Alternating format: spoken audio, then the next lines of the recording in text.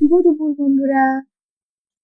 দেখো, আজকে আমি সকালবেলা হাঁটতে গিয়ে আমরা দুজনে মিলে হাঁটতে গিয়ে কত ফুল গাছ কিনে এনেছি। তো গাছ কিনে কিনে আর বসানোর জায়গা বাকি নেই, ঘর ভর্তি হয়ে গেছে গাছে, জানলা ভেঙে পড়ে যাবে। এবার এত গাছ এনেছি, তাও গাছ কিনে কিনে আর হচ্ছে না। তো সকাল থেকে গাছগুলো রেখে দিয়েছিলাম, একটু পরে বসাতে বলেছিল, তাই এখন ভাবছি খাওয়া দাওয়া করে গাছগুলোকে বসিয়ে দিই। চলো দেখাই তোমাদের। এই দেখো কত সুন্দর ফুলটা, দেখো কত ফুল হয়েছে।